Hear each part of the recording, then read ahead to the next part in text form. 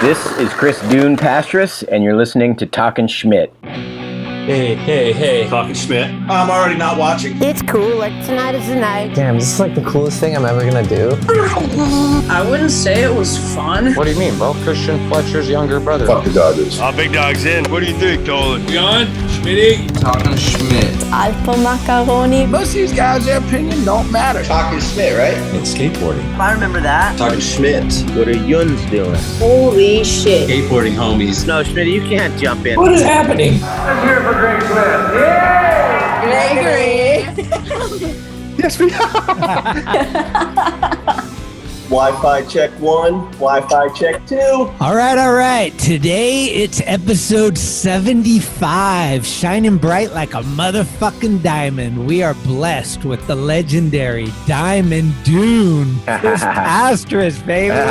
Dude, I like that. I like that intro, Greg. I gotta hire you, man. It's happening, man. I'm stoked. Dude, I'm stoked we made this happen. Thank you for your patience. It's been a wild couple months. I've mostly been substitute teaching with my kid. So to get to do this is something special. It's fun.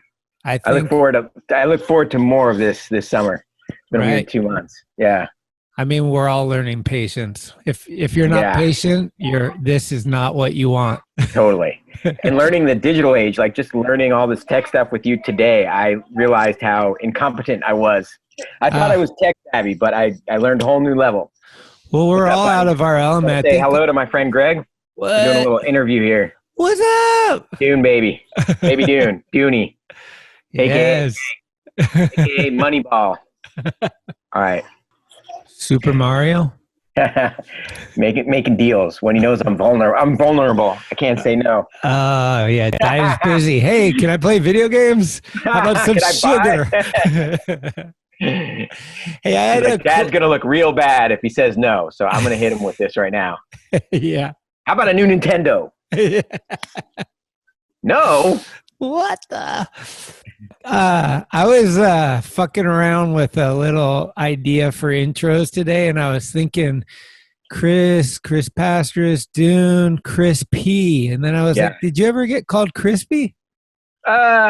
Occasionally by like girls in high school. That was really? That one never took off. No, Dune was already like coming in by like mid high school. Everyone was calling me Mardoon.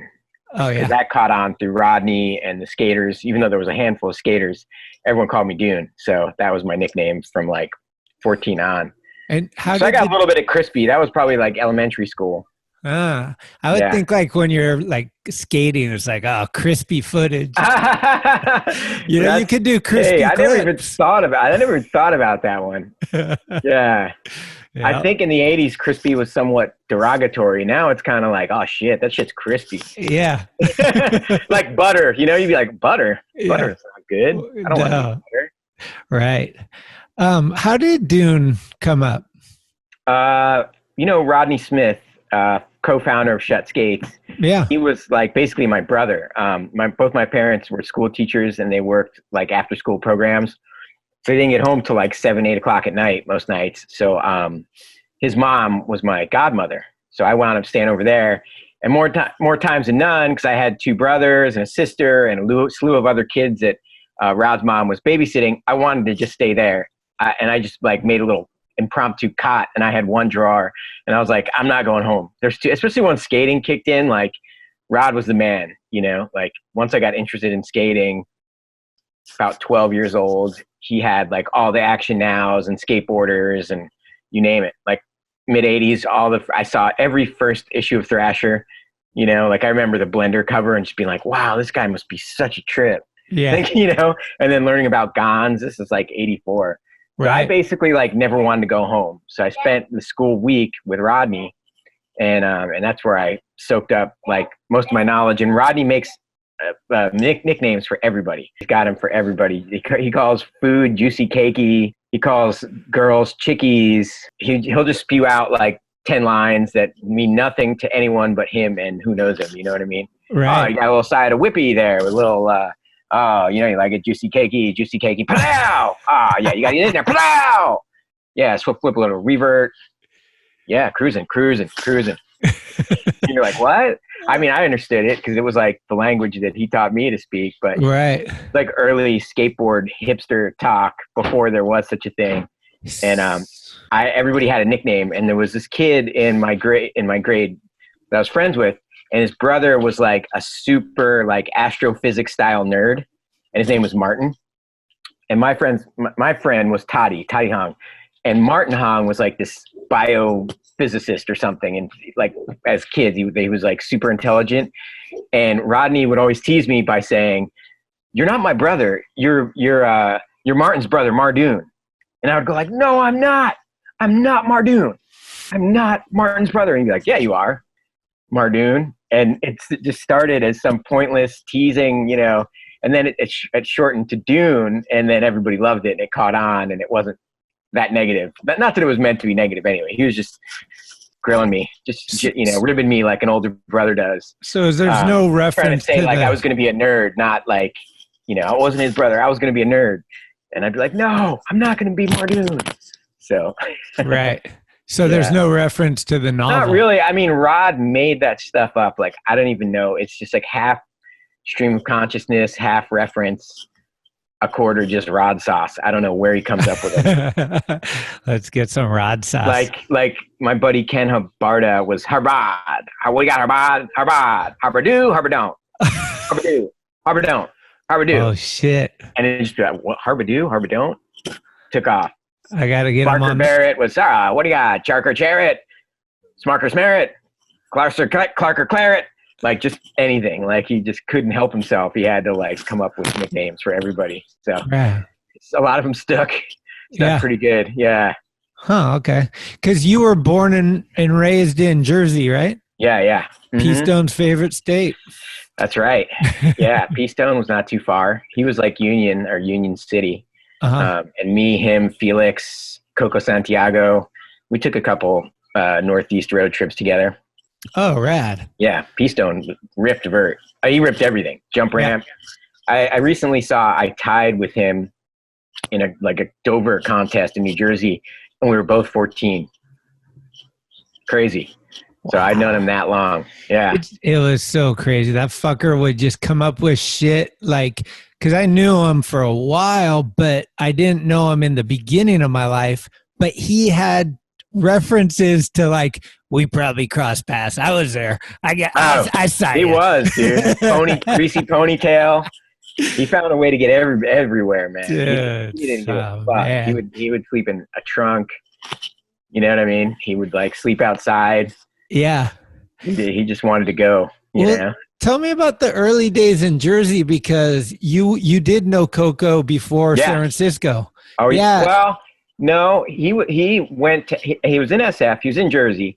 Went to SF like when he was pretty young, like back like 10, 12. Then came back to Jersey when he was like 13, 14 or something. Okay. And had all these stories like, "Oh, you guys don't even know Tommy Guerrero bombing down the hills. It's crazy, man. It's crazy. San Francisco."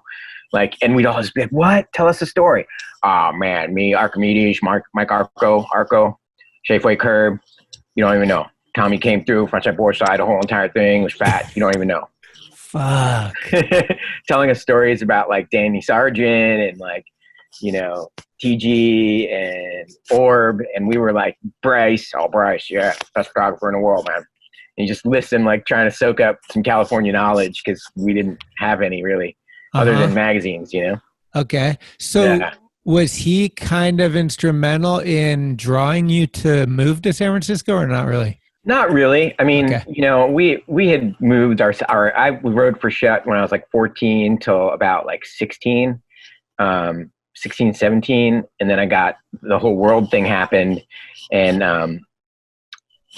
Coco went his own separate ways. He moved back out to San Francisco. We reconnected a couple times, but nah, we were really tight when we were way younger. And we didn't have a falling out or anything. It's just we moved on to our own shit, you know what I mean? Yeah. But that first little clique was like Felix, myself, Sheffy when he could make it up, Sean Sheffy when he could make it up, Billy Waldman, Barker. That was like our ride or die crew. Like we traveled up and down the East Coast. And Shut was like getting kind of like a reputation. I kind of liken it to Dogtown. I don't not to take anything away or be like, yeah, we were Dogtown. I won't be that kooky guy, but it's just, it had such its own vibe.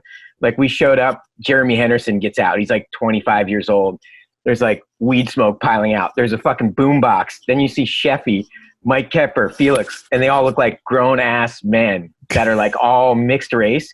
Yeah. And like kids in like Maryland are just like dumbstruck. Like, I'll just sit down, dude. These guys are here. And we just start blasting the music. It was like a breakdance crew or something. You know, it was like, yep, shut, turned it out again. Now we're going home. Right. Backing up the van. We're our misfit crew. So was that your first sponsor, or was there an earlier one? Nah, it was Shut. Shut.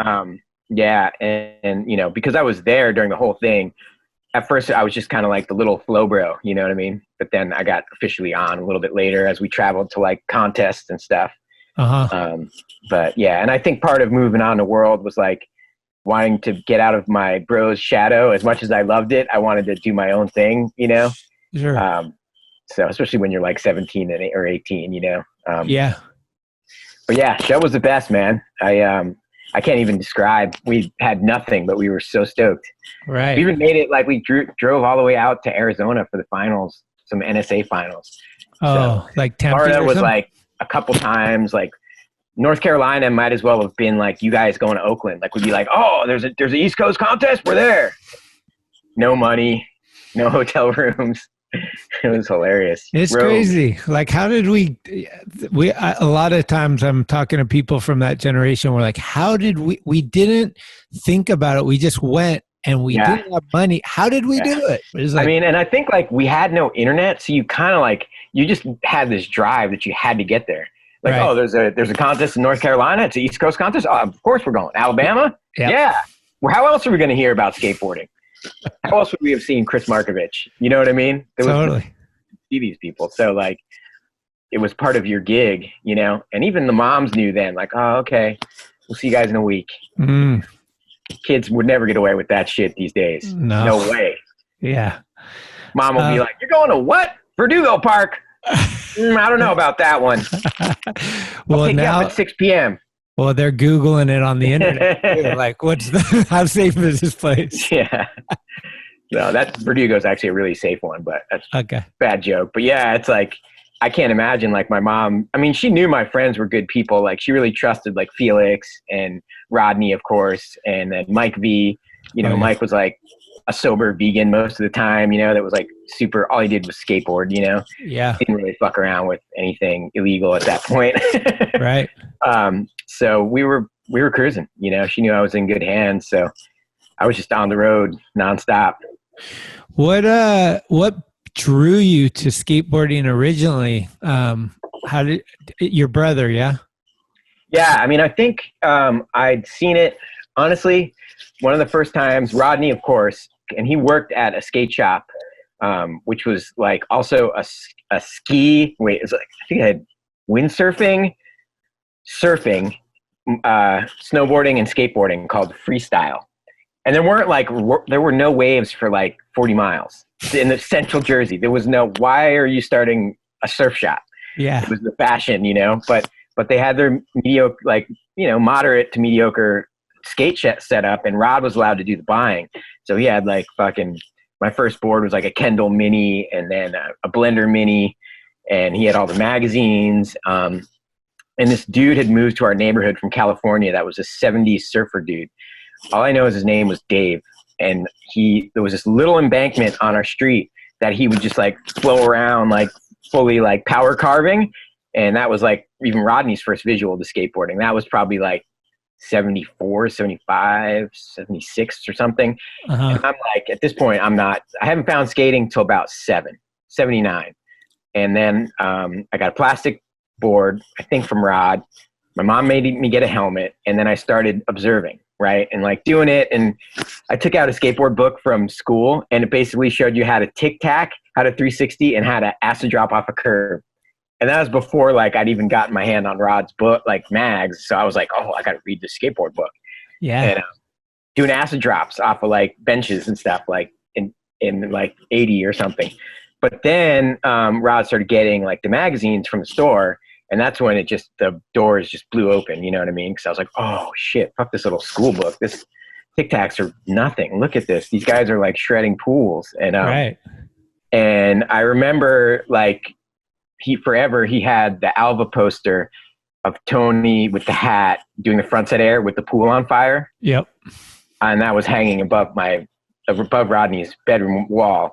And that was one of the shots that like just totally drew me in. Like I was like, I don't know what the fuck that dude is doing, but I need to be doing it. I'm blowing it if I'm not doing it. Like that's living, you know what I mean? Yeah. Like it's just the gear, the pool, the fire, like his board, everything was like, whoa, that is what I should be doing. Oh man. And a couple of Thrashers, honestly, like a couple of those magazines, like the Gonz interview where he kind of like jumped around and made like was almost fucking with the interviewer back then. This is like 84. Right. I think he had like the tweaked boneless on the cover. Uh-huh. It might have been two separate issues. I don't know. But I distinctly remember reading his interviews trying to figure him out. He like, talks about Chavo and he's just all over the place. Oh yeah. This guy's fucking cool and weird and he's got painted grip tape. And that opened my eyes to street skating, you know? And then the other thing was my brother, we had the early VCRs. So you don't even have to ask me any questions, dude. Just just press play. I just go. So we had one of the early VCRs at Rod's house, and we somehow got a copy, I think through the shop, of the Bones Brigade video show. Okay. First Bones video. I think they had some promo before that, but it wasn't really out there. But that was their first real video. And Lance starting off with like the bomb drop off the roof and pushing through the streets and hitting the parking block. That's when it all like came like to me, like, oh shit, you know, it's like I didn't have any pools. I wanted to be Tony Alva, but that wasn't going to happen, you know? So seeing Lance just cruise through the streets, I was like, oh, okay, that's it. That's my style. Right. And then like, by the time Future Primitive came out, there was enough skaters in our neighborhood to where it'd be like, I'm Tommy G, I'm Caballero, I'm Tony Hawk. And we would just skate through packs and packs through town, pretending we were like the Bones Brigade. So, yeah, I'd say those couple things, like the earliest issues of Thrasher, Skateboarder, definitely the Bones Brigade video show, and Future Primitive. And then by Future Primitive, we'd met Mike V, and we were there the day, I think it's in Future Primitive, where Hosoi ollies the wall at the Brooklyn Banks. Yeah. I think that's the one.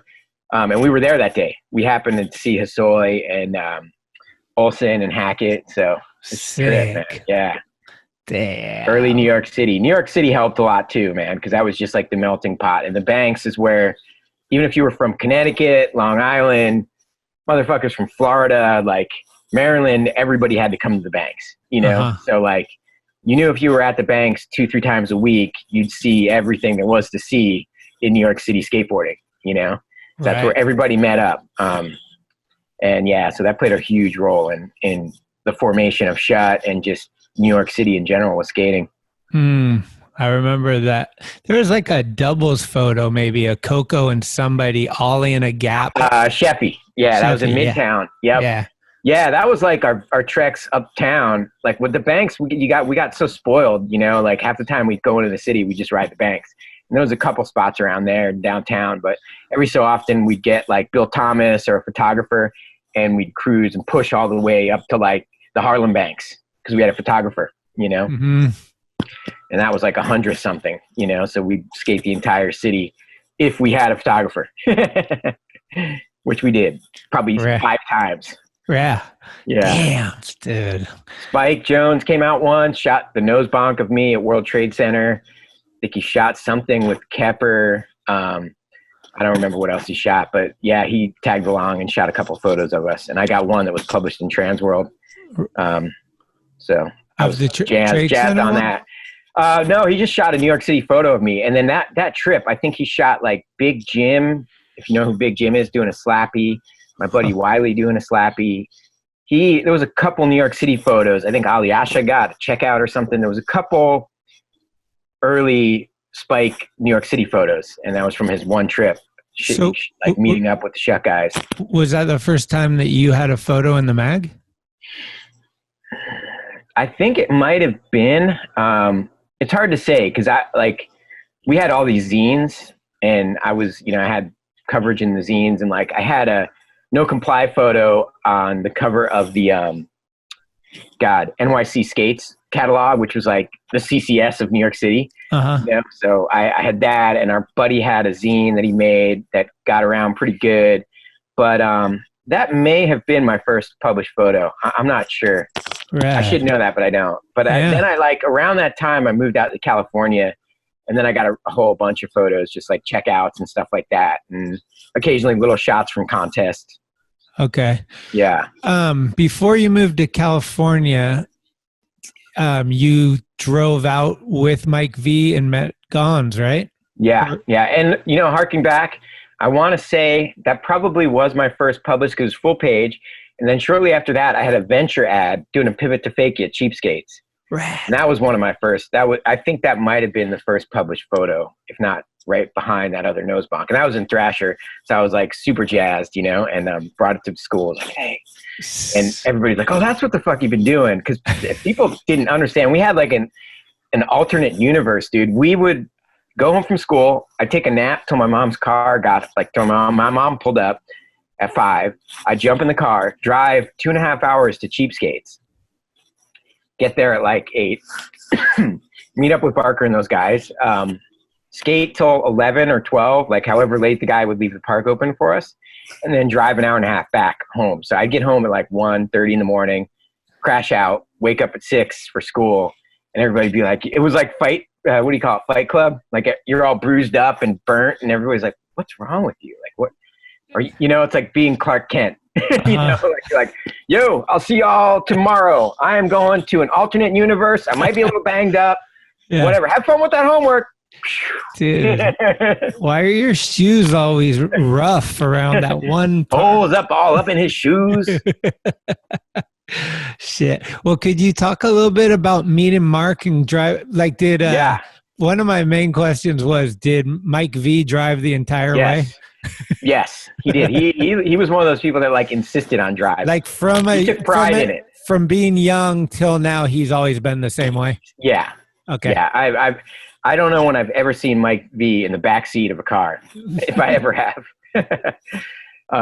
Okay. Yeah, he drove us out early, and recently someone posted a photo of Jason doing a backset ollie at, I think the spot was called Lloyd's Banks. You know where there's the blender photo of the front rock, and it's the Suzuki building on cover of Transworld. Oh yeah, more reference. Yeah. Okay. Now there was a set of banks like that in Orange County called the Lloyd's Banks, and they were super fucking tight. And Jason, the night we got to town, we were staying with Mark Gonzalez, which was such a trip, and Nodis. And I'm like, that had to be 86, I think. So I'm 14. And sleeping on Nodis's floor, you know, just like, oh my God. Met that same morning, met like Julian Stranger, Eric Dressen, like all of our heroes. And you were aware, you knew who they were. Oh yeah, completely. Yeah. I was awestruck. But what tripped me out was they all knew about Shut, and they were super stoked on it. Like Eric D had a Shut sticker on his board. I want to say Julian or someone wore a Shut shirt one day, and we were just like, whoa, my God, no way. These guys know who we are. Uh-huh. But it was more the vibe that they knew about, you know what I mean? Like New York City. Right. And yeah, so Mike hauled us out there. We stayed near Rocco for a while in the Redondo Beach area. Then we stayed with Nodis. And then I believe that same trip it was either that trip or the following where we went up the coast and went to SF and crashed with Tommy on his couch and Debo on his floor. And I don't even know, like, I got to see if Jimmy even remembers it, because we were, like, in and out. We skated with him one day, maybe two, and he was already married, you know, and him and Lynn were in the back room, and we were just these scrubs that, like, he let crash on the floor. Oh, shit. Yeah. So, yeah, that was crazy, man, skating with Julian. And that first session, that first night was real heavy. It was Jason, Ed Templeton, Nodis, Mark Gonzalez. I think Neil Blender might have been there. And O was there shooting photos. Wow. Yeah. And then like another night later, we're bombing hills with Dressen and Nodis and Julian, and my mind's just completely blown. Uh-huh.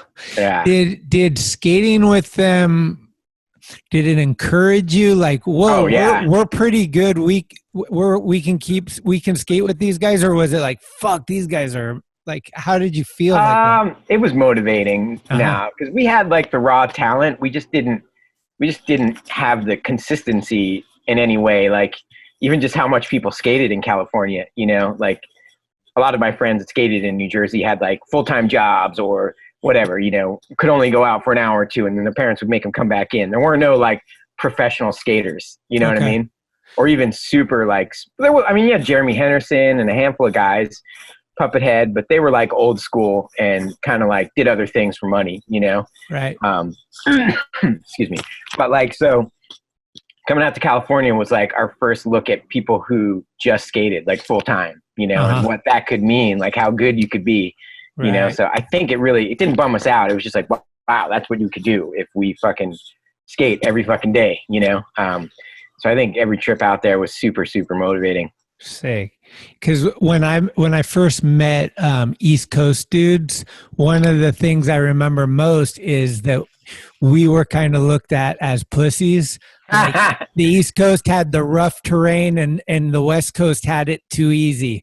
All your spots are perfect. And like Dan Pencil, a good friend of mine, he still to this day will probably say the same shit. He'd be like, dude, it's a skate park out here. You guys got to come back east where it's so gnarly, you know? Like, yeah, but that's because you guys were on like the same level. You know what I mean? Like you guys were, you know, you both can skate well, and we were just full fans when we were like 14, 15 and got to meet those guys. Right. But yeah, I don't think we were thinking we were better than anybody at all. but I mean, we did like deal with weather better and stuff like that. What's up, Bubba? What's up? You getting bored of hearing Dad tell stories from in the 1980s? What should we talk about? Video games? Basketball? Okay, basketball. Who's your favorite player? I have no idea. Did you guys watch that Jordan documentary? Yeah, he loved it. So he loves playing more than anything. Trying to get him to pay attention to like who LeBron is and stuff, especially since we're here in LA. But yeah, he just wants to play. What was like some of the favorite memories of the World days? Gosh, the World days. Gosh, I guess like traveling with Mike V was pretty special. And Mike kind of organized his own tours. So we had one tour that was me, called the Hobo Tour. And it was me, Ed Templeton, Felix, and Mike, and Ann, his wife. And we did like 31 demos in 30 days or something like that. It was crazy. But it was cool because it kind of like, it groomed me for hitting the road with Rodney Mullen and all those guys later, you know? Yeah. And yeah, the biggest shock for me was just I didn't know if I was even officially on the team. We were sort of like Mike's guys, like me, Felix, and Billy, until we showed up in Rubbish Heap. And I was like, oh, I guess we're on the team. Yeah. And then shortly after that, Rocco called me up and said like, me and Randy were turning pro. And one sec, Bob. When he first said it, I thought he was almost kidding because I was planning on going back east and going to college. I was either going to go to Rutgers or Carnegie Mellon. And Rutgers, I was going to be able to live with my mom. So I'm like, yeah, I'll do that. So I don't have to work at McDonald's or something crazy. And it was like mid-July, early August or something. Rocco calls. I somehow get the message to call Rocco. So I call him on a payphone. And he's like, hey, we're turning you and Randy Colvin pro. And this is like my first summer by myself in California. And I'm like, next year? He's like, no, in a week. We're already starting on the graphics. So I get off the phone. I'm like, I guess I'm not going to college? I don't know. And just drove my Honda Spree that went 30 miles an hour from Venice to Torrance that next day. I was like, I'm going to be pro? Wow. And they already like started drawing graphics and stuff. Hold on, Mike. So that was, I got jumped in. I just, boom, there we go. And it was almost a little like, honestly, I was a little before I was even ready for it, I think. Like I was just getting comfortable being sponsored. And the next thing I knew I was pro, you know, and I was kind of like, whoa, now I have a lot to learn. Yeah. But at the same time, like it wasn't well documented, but I had my own way of skating back then. Like I nollied everything. Like I would do nollie 50-50s on benches, nollie nose grinds. Like I switch ollied everything. it wasn't really documented much because even like Rodney Mullen was like, yeah, that's kind of cool. But he was trying to teach everybody like double flips and 360 flips. He's like, yeah, Dune does these like weird nollie, fakey ollie tricks. All right, you know, and it wasn't, I kind of like put him away until like stereo came back. Then I was like, oh, people like the nollie. Yeah. That's 90. I got that nollie a can. So yeah, I don't know where I started or where I'm going with all this, but no, it's interesting because I always wondered in that, what was the video? Is it like oh yeah, best world memories? Yeah. With Two World Industries, man, that was that one. Yeah, Did people think that was a real? You had a wig on, and yeah, it was. Well, we had a week to make it. Like seriously, like that was part of Rocco's. Like, no, you guys are pro, and now you got to film. And every day Spike was calling us, and I was like feeling all this fucking pressure and like kind of freaking out. And so my way of making it light and making it fun was just showing up. Spike came and picked me up, and I just came out wearing a blonde wig. And he cracked the fuck up, and we got our tricks that day. Because I was trying to loosen the vibe. You know what I mean? Like add some lightness to it. Like who gives a fuck? Yeah. Like we don't know who's going to see this. Let's just have some fun. Yeah. Are 200 people going to watch this and throw it out? It was a promo video. Right. It had to be one of the first promo videos, you know, no art to it whatsoever. We drew the names in crayon, you know, like the title cards. Yeah. And we literally, that was like 4 days of skating or something and done in a week. But that's where you unleashed your tap dancing skills. Yeah. But I was when I started by then I had started to come into my own a bit more. I was a little shell shocked by turning pro so soon. Dad. Yeah, Bob. What you got to say? You want to join the interview? Got to stay away from the mic or I'm going to get you on this thing. Okay. He's dying to come on here to talk about Nintendo Switch, right? Ooh. Dooney, what's the first cartridge you're going to buy with Nintendo Switch? Mario Odyssey. There you have it, folks. All right. That's an exclusive. Dude, speaking of history stuff, we're jumping all over the place, but my buddy brought this over yesterday. It's like Todd Francis made this weird, like, it's like a mag that went in the Series 2000, the ray gun decks for stereo in 95. Right. Yeah. So it's like just this weird little Todd Francis comic, totally his sense of humor. What year? It's probably 95, Wow. 96. So rad. Know Your Stereo Series 2000 skateboard operator's manual.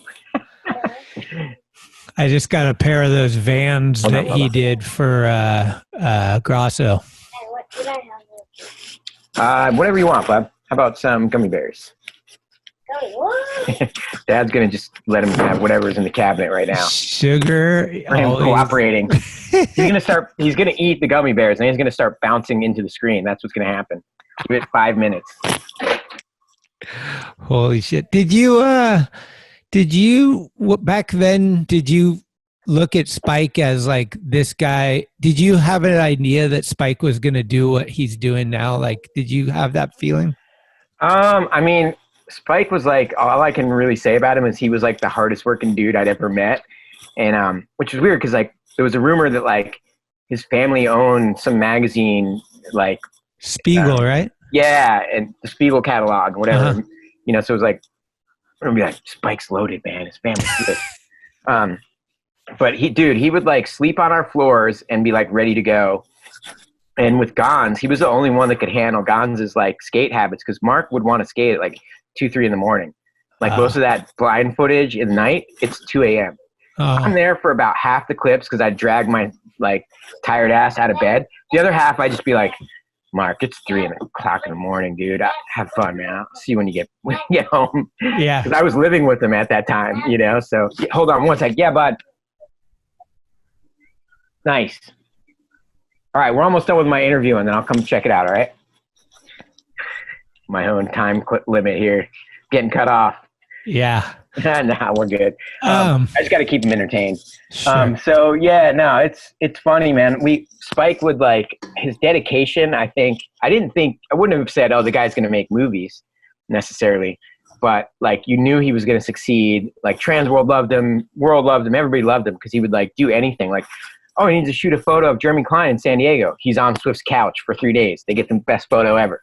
You know what I mean? And he was just that dude. And I think like a lot of photographers in that genre, and it's funny because Spike was mainly a BMX dude. He skated for fun, but he really got in through BMX, and Andy Jenkins and those guys were all big BMX dudes.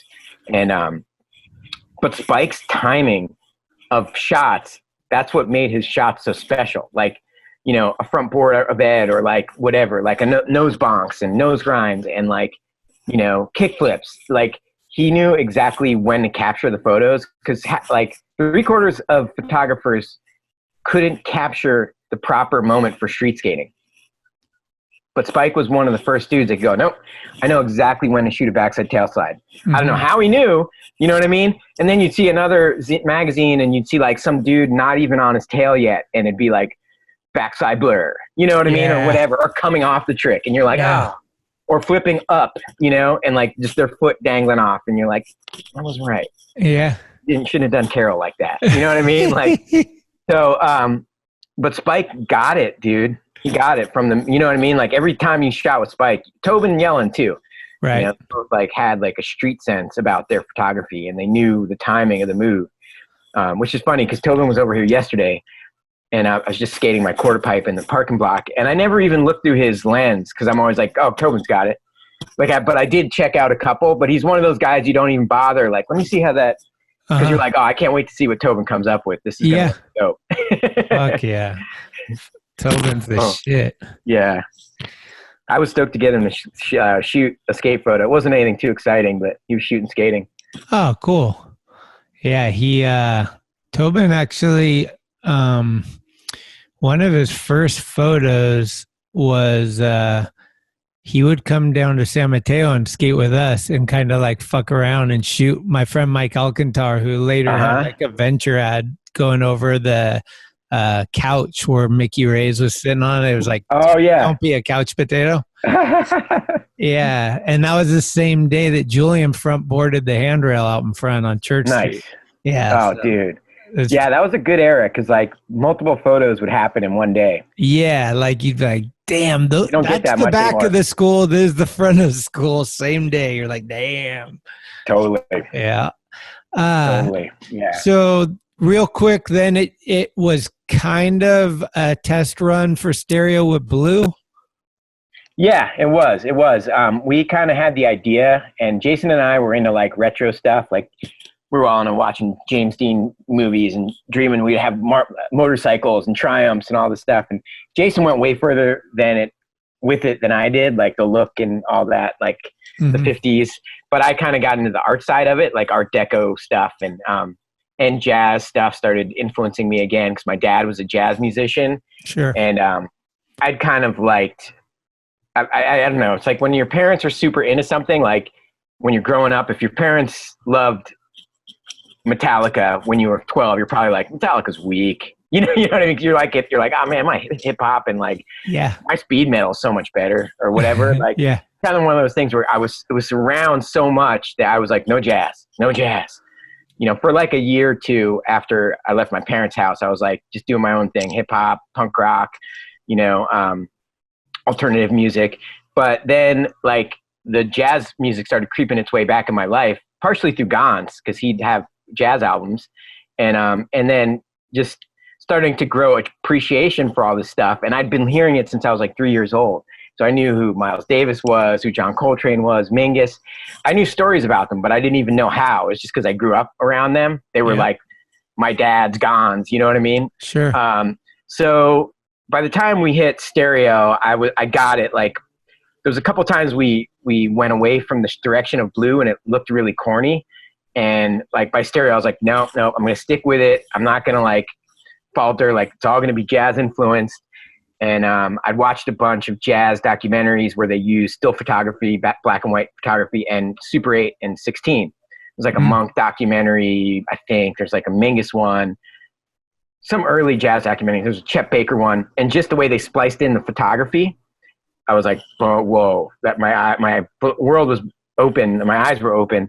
And I started thinking of like, honestly, like it was when I first lived down here, I would just smoke weed and go to the record store. And then like I was looking at all these records for inspiration. And finally, like one day I was like, why not just stereo? Because I would like pull a header for like a Blue logo and go down to, you know, Irvine and be like, hey, can you make this say Blue?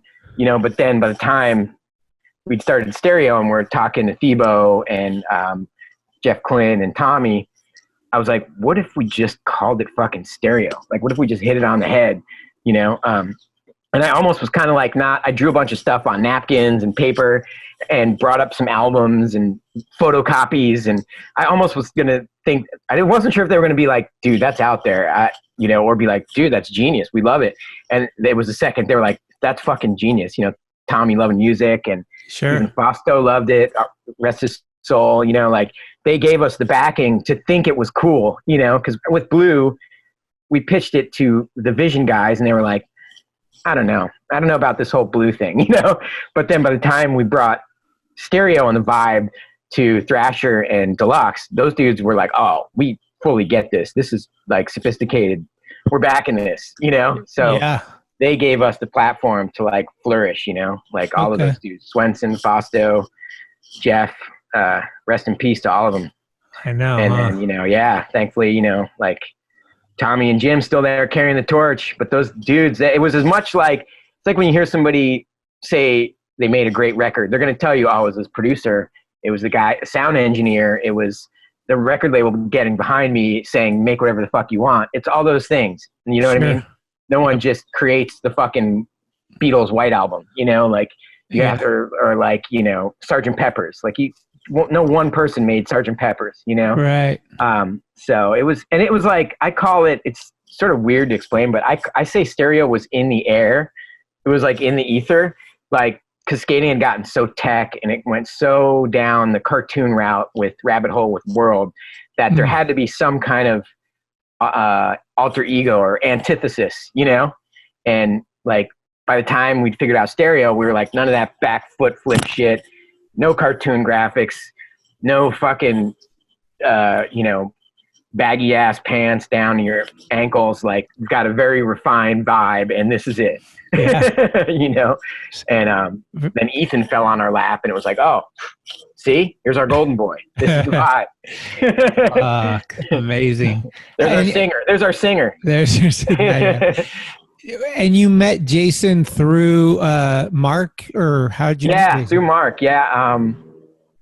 Yeah, I mean, he was there from the very first moments of meeting Mark, and he had just moved out of Mark's place, and I moved into Jason's old room, and Jason was staying with his family in Huntington, his mom in Huntington, like a mile away. So we all just gravitated toward each other and skated.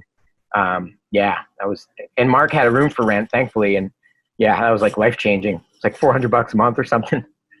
And so did Jason leave blind to join? How did it go for? It was, we went to Blue first. Okay.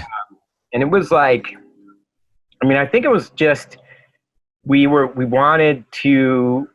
we had these ideas. Like me and him would sit in the back of the van and listen to like Bob Dylan and like old jazz cassettes and go to thrift stores. Like everybody else, you get to a town, half the dudes would go to the mall to find like bling. And me and Jason would go, where's the thrift stores? Just to find like some fucking like hokey button up and like a funny Budweiser sign. Yeah. You know? So, and we'd be like, just pick us up at the Best Buy. We're going to go to the thrift store. And Rodney would two separate crews. The other dudes would go buy video games and hip hop records. And we were like thrift store kids, you know? So we instantly kind of connected. And then once we realized like that kind of stuff could be on skateboards, it was just, that was it. The retro vibe was launched, you know, and put on our boards. Cause I was like, why do our boards have to be like 3D cartoons? Like, let's just go our own way with that, you know? Right. And there was a big debate about if it was too sophisticated or not, you know, and obviously for some it was, you know, but a lot of people got the connection between jazz and skateboarding. And I think it's like, there's so much jazz and skateboarding are both at the root improvisational, you know, but you can't be improvisational if you can't do tricks. You know what I mean?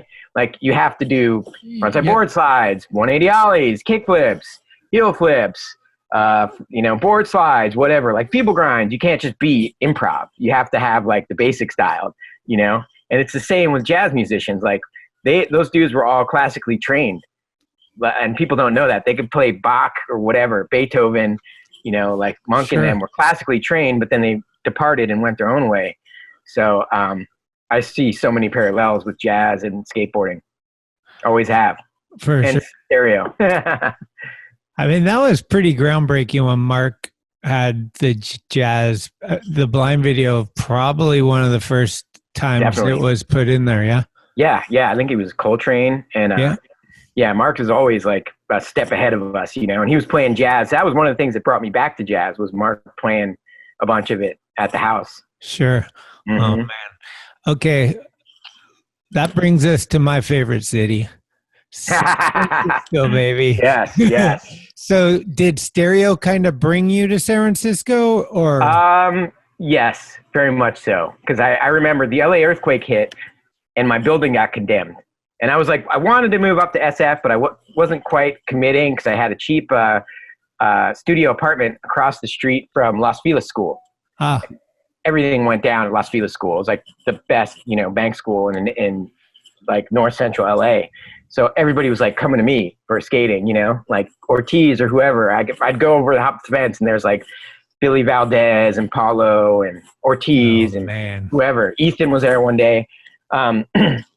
But then the LA earthquake hit in 93. We had halfway, I think the video was like halfway done or something, or a quarter of the way done. And I got this notion, shit, my apartment's condemned. They're going to give you money to move somewhere else, but it's going to be a while. I'm like, fuck this. Jeff Clint, what's up? Can I stay on your couch? Yeah. All right. I'll be there tomorrow.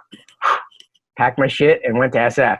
Wow. And, and that was it. I mean, I loved SF, and honestly, it fit where we were coming from with New York City a lot more than LA. LA is a lot more sleepier and quiet and schoolyards, and New Jersey, New York's more like pushing from spot to spot, a little bit more spontaneity, a little bit more like basic tricks going on because you're getting from one spot to the next. You know what I mean? Sure. So yeah, I fell in love with SF, man. Always did and have. I think about it these days and I'm like, why am I not there? My whole family, like I wish, but it's different. Everybody's like, dude, no. It's so different than what you remember. Yeah, but what I say to those people is everywhere is like you go to Portland and the fucking east side of Burnside looks like the west side like 10 years ago. Like everywhere's changing what you remember it as. Yeah, and I mean, I think a big influence there was Tommy and Julian. Like 100%. Just skating, like even the early videos of Tommy bombing. I told him just when we did the BS with TG, I was like, dude, you were the king, man. We were like, that's all we wanted to do. Absolutely. The mission and like bomb through the avenues and do little frontside airs, And after getting to know Tommy, through all the years, it's just amazing. Like the dude is the most humble guy. He's so unassuming. Yeah. You're like the reason, dude. You are Tommy fucking Guerrero. Yeah. It's like, whatever, like so passive. It's dude. Cool. The gear, the shoes. Oh yeah. The 40s, all that stuff was so tuck knee, like everything. Oh man. Could you say a little something about Clint? Like for people that don't know, he was such a rad dude, and so like he was in a band. He was sort of like our George Martin, like to the Beatles, like our producer dude. Like he was the dude that was like, the Rick Rubin. You know what I mean? Like he's the gel that put us like all together and was like, oh yeah, like. And he got it, and he was a musician, so he really loved the stereo connection, and he grew up near like Modesto, Fresno area, right? So he had a lot of musician friends, came from totally left of center, and just really supported any of our ideas. Like Jeff, I don't think I ever heard him say no once to any of our ideas. Right. So yeah. And what was his role there? Was he like general manager? I want to say he was like president or something, Jeff sort of just bounced around from the art room to the sales room to shipping to back to the art room to the sales room to shipping to some meeting with Swenson to get yelled at, to back to the sales room, to back to the art room. He was kind of Jim before Jim. Yeah. Yeah, it was him and Jim, man. They were the 6 a.m. crew, you know? Right. They were there before anybody. He had some of the songs on the 8th Street video, right? Clint? Yeah, and a sick artist. He drew Ron Allen's graphic, the parking block graphic. Right. Well. Yeah. Very And I met Jeff when they were over at Ermico, and it was just like Spitfire and Thunder, I want to say. And he was there that early. Oh. And like print time was right there next door. So then by the time like stereo came up, they relocated to Egbert, and there was like an art room and, you know, guys like Todd Francis and it was just heaven, dude. Yeah. Good times. Yeah. And then true or false, you ended up living with Nancy Pelosi's daughter. True question. Yeah. True answer there. This was in Venice though, down south. Oh, but yeah, I was looking for somewhere to live after leaving Mark's, and I wanted to go towards LA, and I was asking Nadas if he knew of anybody that needed a roommate. And he's like, oh yeah, this girl that goes to Loyola Marymount, Alexandra, has a room for rent. So I met her, but I had no idea who Nancy Pelosi was, and she wasn't nearly as famous as she is now, you know? Yeah. But she was a well-to-do politician nonetheless. And she was my roommate, and she actually connected me on a call with Thebo. Me and Jason were like belly aching about Blue, like, what are we going to do? This isn't really working out. Because we'd bring down the ideas, but they weren't really like, we'd come back a month later and nothing would be different, you know? And we were like, we'd bring an idea to Deluxe, you come back a week later, there'd be like 4 board graphics hanging on the wall that were like beautiful, you know? We were sort of like fighting an uphill battle with the creativity. Like, we want the videos to be special and we want it to be like this. And felt like it was falling on deaf ears. And then Alexandra knew we were bummed, so she put me on the phone with Thebo. And I'd met Jim once or twice. It's like, hey Jim, it's Dune.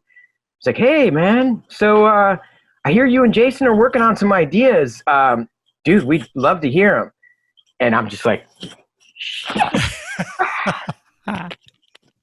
you know, like, I get off the phone. I'm like, dude, high five and Alexandra. Like, thank you so much.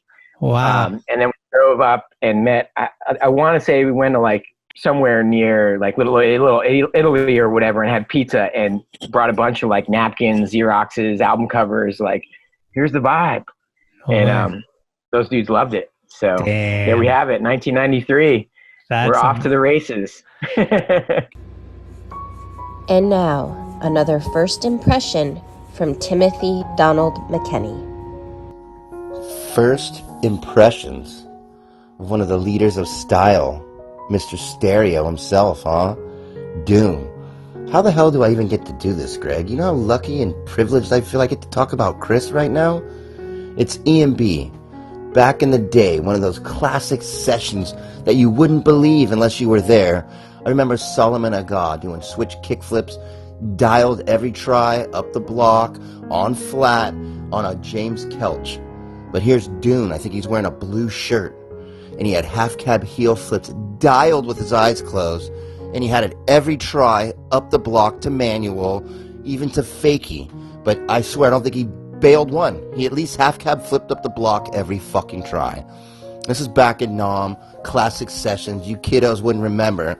But us guys do, because we'd sit down when the sessions got heated and watch Mike, watch Dune, watch the legends of skateboarding rip it up. Hang out with Kelch, laugh our asses off at his clown show. So those are my days as a child, taking the train, taking the bus up there, and seeing legends like Dune kill it. Thank you, Greg. This is fucking insane. I mean, I grew up in the Bay Area, so like as a kid, seeing Jason, he had, I think, a frontside ollie, I believe, at the banks up by Westboro, where it's South City. It's like a playground, and they're yeah. And he's got the jacket. Yep, the zipped up jacket. Like shit, like that was like our connection to like these rad dudes are skating our shit. Like it was, you know, Tommy coming to San Mateo and skating the ditch in our town. Like that kind of stuff was just like, I mean, we're very lucky to be born and raised in a in the outskirts of San Francisco where the industry was like really in fuego back then. Yep.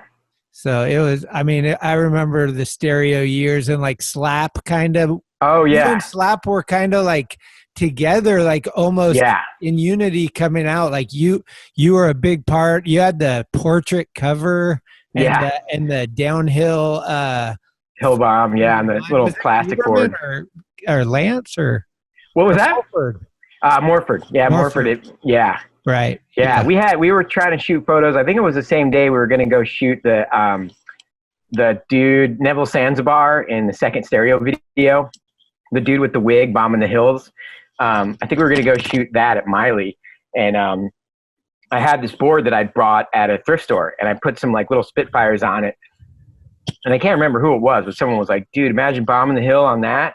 And it just became like a joke, and I just started trying to bomb, and started getting higher and higher and higher, and pretty soon I'm bombing the hill on that thing.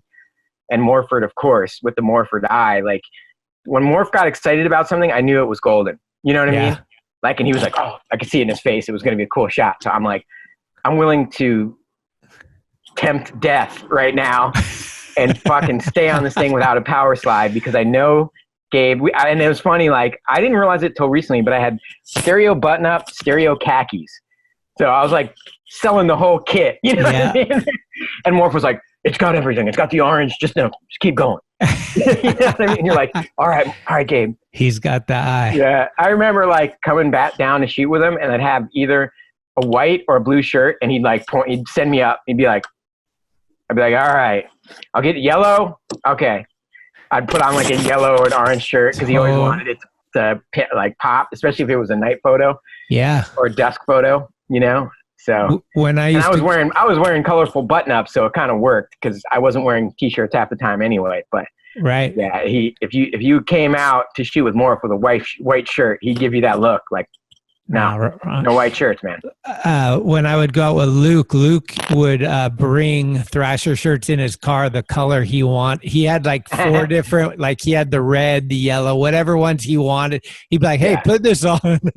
Awesome. Yeah. Luke was another ruler, man. Dude, it's one of the best. Luke's we had it lucky, man. We all still do. Yeah. It's amazing we're all still doing this thing somehow. 100%. 30, 40 years later. No doubt. We must love it. Could we go through some SF spots, like some of your favorite shit? Like where do you remember breakfast or coffee spot that was dear to you? I mean, Eddie's obviously, like Eddie's Cafe. That was always my breakfast spot. And I mean, Tommy and Jim hipped us to it and had the ad there, but we went there so often. Like that was our wake up spot. Mm-hmm. And then Wallenberg was our go-to, because we'd skate the top or the bottom, mostly the top. Bombing through the mission and like finding stuff. That was always fun. Especially like the deeper mission, like Harrison bumps and stuff like that. And then there's a bunch of stuff down there that no one touched that me and Ethan really dug. And then the avenues, that was always fun because you'd find a new colorful bump with a door that, you'd be like, "Oh my God, I've never seen that bump trail. How have we never seen this?" Fort Miley, always, that was like my go-to if I was at a loss for tricks, but the city itself too, like the backdrop, I mean, that's when I was becoming aware of like where I was shooting, and by the time we did stereo, someone might want to do like, maybe Ethan wants to shoot something and I'm like, "Oh, don't even bother at that spot." Like, and I'd talk to Gabe and be like, "Let's find the right spot," because I think we were early on a little bit and figuring out like the background was half the photo, and that was, I credit Morph for that, and some of the early video dudes like Mesa and stuff, but they all knew like Tobin as well, like it's got to look right, you know what I mean? And there was so many visually pleasing spots in SF. It was just like magic, LA is a little tougher. You got to fight a little harder for a photogenic spot. Sure. Yeah. What was your bar of choice like for drinking? 500 Club was my spot for the jukebox and the pool in the back. And then Sean Young, he would meet me over there, and I'd see people like you there. Kilowatt the Kilowatt was cool because hearing the music. What was the one up like kind of It was Cap Street. That was a gnarly one. But there was one up by like the Panhandle, like off Masonic. Oh yeah, maybe. off of yeah. I was trying to remember the name of that one. It was on Fell. I Totally think blanking. so. They changed the name a couple times. Right. But it's I can't remember. But it was I can't remember either. But Okay. yeah, that was my spot. I lived like 2 blocks away from there. Oh, okay. Yeah, but they changed the name of that spot like 3 times. So I know exactly what you're talking about. Yeah, that I would see you there sometimes. Yeah. And who? I love the paint. I love like that whole little Golden Gate area, Western Edition. That was my zone. It's great. Yeah, now they got a little skate spot up there on Waller. I mean, they've had it for a while, but I don't think it was there when you were there. No. And were you up here still when Jim's Ramp Jam happened? Oh yeah, I lived at Jim's Ramp. Like the last incarnation, I just leave Deluxe being like, "What time? 2, 3? Okay, I'll see you there." How Yeah. sick was that event though? Like, holy shit, right? Yeah. Yeah, and dude, talk about influences, man. Phil Shao, your boy. Another one. Rest in peace, man. He blew my mind. Just the way he could link street and transition together. Totally. Like no one else, you know? Maybe like Wade. Yeah. But yeah, man. That dude was on fire. He was like a San Francisco Gons. Yeah. I mean, I've said it a million times, but when Jake Phelps has nothing but positive things to say about you, yeah, you're a pretty special guy. Totally, dude. You know. And dude, I'm still bummed that like I still would have. I want to see Wade skate still. I'm bummed that like Wade kind of disappeared. You know, he was one of my favorites, dude. Oh, when I first moved up there and ran, there was that park out in like Antioch or something. Yep. And he would just control that spine ramp, you know. Oh, like and all no of a sudden he other. disappeared, and I was like, Yeah. Even Phil killed it. My favorites on transition. Wade was the best at what he did. Yeah. Like it was insane. We went to Sacramento, had an indoor park, and I remember that. I was filming the frontside pivot on the wall. Yeah. Right? Yeah. And I was filming. Can't forget Cardiel. Well, yeah, goes without saying. But Wade taught Phil. We were driving up there, and Phil was like, "How do you grind through multiple corners?" And Wade's like, "I'm going to show you today." And I was there watching Wade show him how to pump through a corner and hit and like I'm like, this is insane. These are the magic. best. Yeah, it was like, fuck, Wade forever. So, yeah, dude. So I talked to Matt Pales. I told him that you were going to come on the show, and he said, I have to ask you to give a crazy dare story. Oh, man. He also wanted to know if you were in the van when it crashed with Mandoli driving. No, I was not. Thank goodness. And thank goodness those guys were all okay. Yeah. Yeah, Dare was, man, he's his own human. You know, I knew him he was sponsored by Powell. So I'd known as like a Flow Am kid. And him and his brother George had moved up to New Jersey from Florida and then went back down to Florida. But they'd made an impact on us early. Like I met Mike when I was like 14. So yeah, Mike was just, I don't know, he had a knack. Him and his brother George had a knack for ollieing huge, like you've never seen before. Like a chair, you know, the chair that's behind me, that I'm like just like a waist high, something waist high, and that was into like I want to say like the late '80s. They could do that shit, you know, and so it all forces kind of just came together by the time he was riding for Stereo, because I knew how good he was. I knew he was gonna like shock the world, so to speak. You know, and he would just like smoke a little herb or drop a hit and just like go, whoo, total psychedelic skate trip that just blew your mind. You'd be like, what? Is that even possible? Yeah. Yeah. And he was just in it, man. He was locked in throughout the whole Stereo thing. Was he a handful on the road? Was it hard to travel with? Not really. Nah, Mike was chill. I mean, those guys, like, it was cool because they inherently got Stereo, and there wasn't, I remember we didn't have to have that many conversations about the vibe or anything, you know? Like, and we basically came to this conclusion, like, okay, we're not going to chase the Plan B video. We're going to, like, every trick that you do, if you're going to do a nose slide, I want it to be the furthest best looking nose slide ever done. If you do a backside ollie, I want it to be the highest backside ollie you've ever done. If you do a nollie nose grind, it's going to be the cleanest nollie nose grind you've ever seen.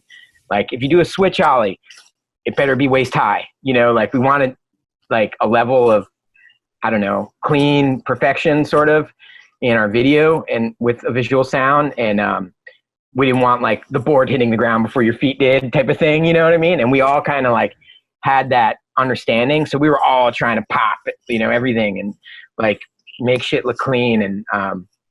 And I think Dare, Fowler, all really got it. Rodriguez as well, you know, in his own way. I mean, it's just style match. Yeah. Like the whole thing. It was like an unsaid thing. Good. You know what I mean? It's like fucking being a member of the Chicago Bulls. Like you don't have to have a lot of conversations about being the Chicago Bulls, you know, it's just like, yeah, especially with Ethan. And I can't even put myself on Ethan and Dare's level skating wise. I was the idea guy. But those dudes were definitely the muses. Jason too, man. I used to say there's no such thing as a bad Jason Lee graphic. Like I could make Jason graphics in my sleep because he just had so much personality. Sure. And there was so much about him, and he was such a like classic dude that, you know, you could sit there and brainstorm Jason Lee ideas for 20 hours straight, you know, and they'd all look good. So rad. He was the epitome and is the epitome of stereo, you know? Right. Yeah. Him and Rodriguez too. All of them. Yeah. Rodriguez. Yeah. We still give him boards, and it's like, oh, look at that. Makes total sense. Really? Yeah. How cool. When was the last time you talked to Ethan? Do you stay in contact with him? Man, I tried when I got back over to Prime, I got his number and called him a handful of times just to catch up, and sent him a package, tried to get him to skate. I think he skated his local like bowl once or twice, but he's fully immersed. He's got like a playing music girlfriend or wife, and he's actually doing like contractor work, but he's like the guy's right-hand man, I guess. So he's like making really good money. Okay. And yeah, he's just building houses, being Ethan. He's playing music. He is still playing in a band? I believe so, but I don't think he's in that band anymore. Okay. And I don't know. I should call him. This is reminding me. I should call Ethan Fowler and try to get him on a skateboard again. So I found out something pretty funny. Tin Can Folklore. Yeah. It inspired someone to name their kid Tin Tran, and now he works at Vans. Is that for real? No, but we call Tin Tran Folklore. No, I saw someone call him that in like a group email, mass email or something, and I was like, I don't know if that's good or bad, but it stuck. Yeah, I know. I don't know. If now there's like Tin Can Skate Lore, so. I think it's fine because he said he loved it. So cool. But you never know in this. Hey, he always sends me shoes, so he must have not hated it. Yeah. I wanted to touch on Mike Frazier. Yeah. One of the raddest vert skaters of all time, but kind of like interesting that he was he the token vert skater? Why was he on stereo? He had a connection through the Dare brothers because they were Florida dudes. Okay. And he was really close to Max Schaff, right? So him and Max were like always skating together, and Mike would always come out to stay with Max, and all these photos would come through Deluxe of Frazier. And I'm not sure who brought up the idea, but when it got brought up, all it took was us watching him skate like once or twice and being like, he was basically like Ethan Fowler on vert. You know what I mean? Like his power, his consistency, his style. We were like, that's the dude. So yeah, it didn't take a whole lot of convincing. Yeah. Fuck. His clips come up on Instagram randomly now and then. And I'm like, dude, that is still insane today. Like, yeah. And he still shreds, dude. Right. He skates some bowl he calls like the Humbler or the Punisher or something. But he rips like the full-on 5.0 to fakies and like a 12-foot cement bowl, like a cattle aerial and whatever, he just rips. Like his disaster is still real fast, and he's crazy. People don't really know that Mike Vallely and Jason Lee both skate vert pretty amazing. Like Mike V has that one part. Rubbish Sheep. Rubbish Sheep is like, it's Alyssa's favorite vert part. She's always like, dude, Mike Vallely's vert part. And then Jay Lee's, part, from Blind Video. Like that's still to this day some people's favorite vert part. Yeah. What have you ever seen him do something like that you couldn't believe on vert? I mean, I was there that day. Most of that stuff was filmed, and my mind was blown then. But I came and stayed with Jason. He was living in downtown LA in like a loft, and this was before lofts were cool. You know, it was fucking gnarly as fuck. But he had a huge loft, all styled out, and Giovanni Ribisi lived in the same building, and you had to like drive into like it was like gated parking garage because it was so gnarly in downtown back then. And Christian's was just a hop, skip, and a jump. So we go to Christian's, and Jason would just blow my mind. Jordan Richter was around for some of that stuff. Oh, he's awesome. So yeah, Jason had the style. Yeah. So sick. I love watching like Jason and Mark skating that ramp and like just the indie air and Mark's inverts, obviously. It's just like, wow. Yeah. All that stuff is like one session too. That's how those guys were. Right. Mark used to come out to Cheapskates and blow everyone's mind because everyone knew the Gons, the street Gons, but no one knew like the stalled frontside air, tweaked stalefish Gons. Yeah. You know, and he had like all the basics really dialed, like frontside ollies, rock and rolls. Like he could skate like a, you know, like indie air foot plant. You're like, what the fuck? Madonnas. Right. Yeah. Yeah. Remember that photo Gabe had of him doing like a boneless booster at Ripon over the channel? Yeah. It's so sick. It's kind of blurred. I remember that one. Yeah, yeah. Fully in the, so sick. Yeah. Rupert Safkin. Oh, man. Rupert. Yeah. I don't even know where he came from. I think it was like there was a kid in my high school with the last name Safkin, so that's where I got that. But he was just this alter ego that did interviews and stuff. I think because I was like, if I was ever going to have to talk into the camera, I always wanted to do it jokingly. Sure. Like back in the deluxe, like Tommy would stick the camera in with my face and I'd just be like, Rupert Safkin here reporting. The waves are high and the stoke is great. You know, like what I just become somebody else because I didn't want to like say anything real into the camera. Yeah. And Rupert just developed from Bryce wanted to do something with me and me being like, let me go thrift store shopping real quick. And just coming back with the gear. And then we just kind of brainstormed on like the obnoxious reporter, you know? And there were plenty of them back in the day. They'll be like, skateboarding. Is it a fad? Yeah. We shall see. We're going to take you down to the Embarcadero to find out that very thing. Tom Donaldson. I love that. Coming to you live, hitting the streets. Yeah. There was no cool announcing or like no. Everybody who tried to document skateboarding failed at talking to a camera.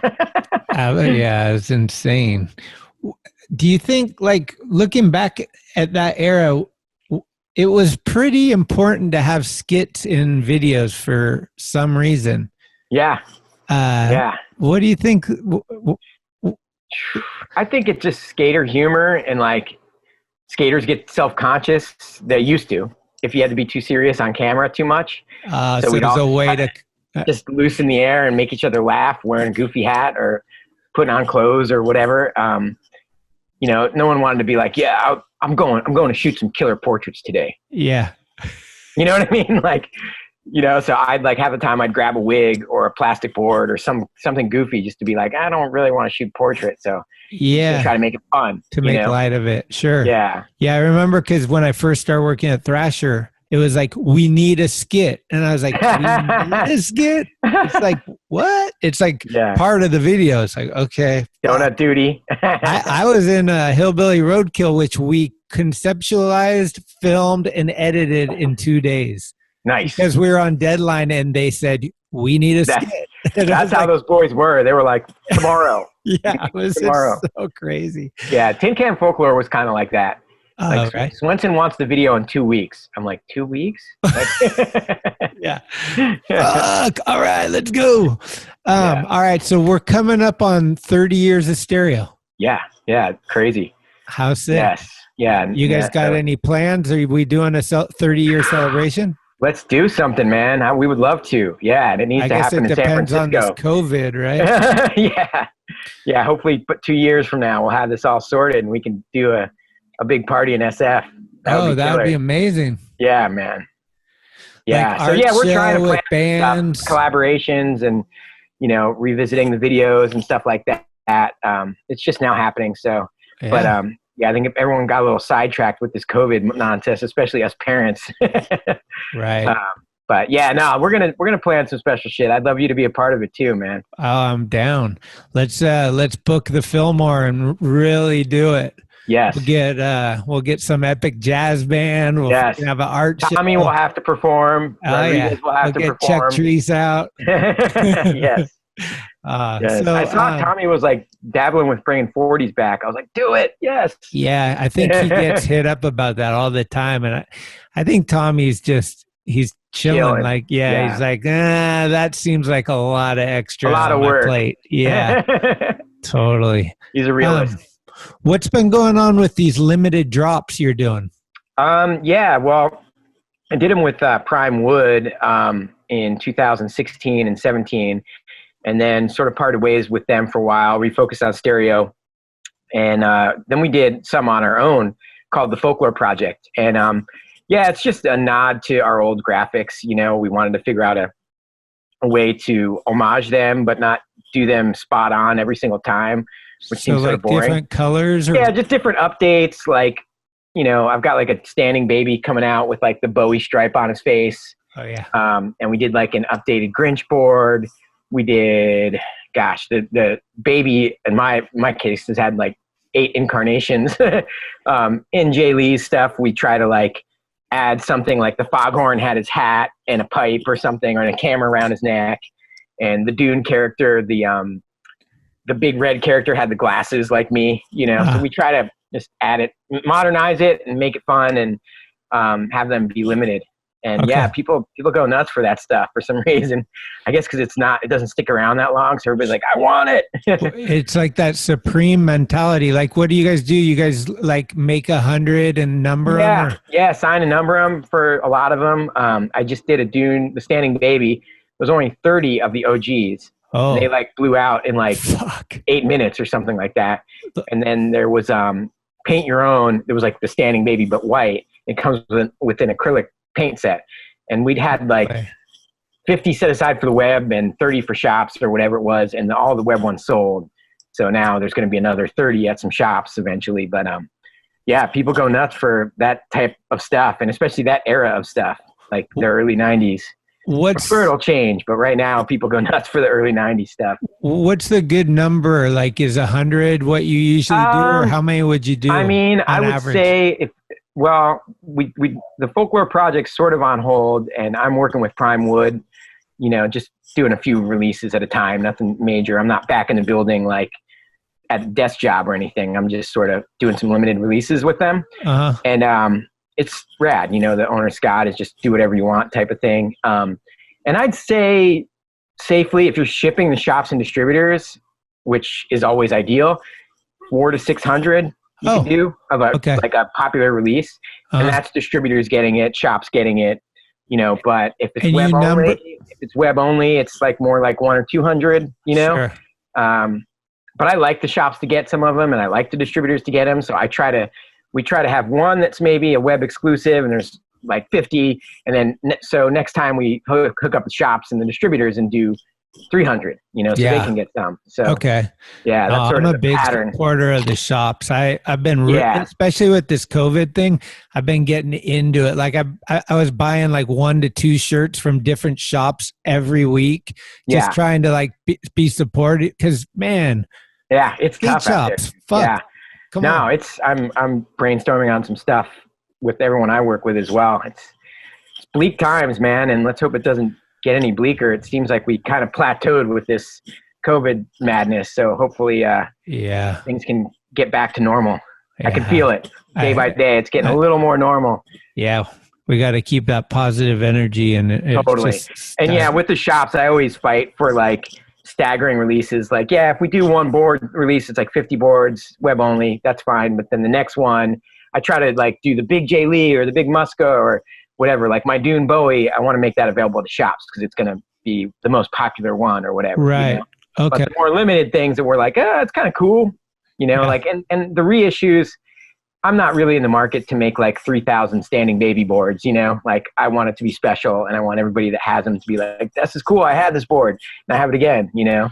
Well, that's kind of, that's what I was wondering is where is kind of like the tap, like the cutoff, like 300 or less. This feels special. 1,000, it's not. That right? 300's about this is still special. Yeah. You know, anywhere from 300 to 500, because there's so many shops and distributors especially, like every distributor will take 20 of something if it's hot, you know. So in distributors alone, you could sell 200 boards, you know. Now you're down to 300.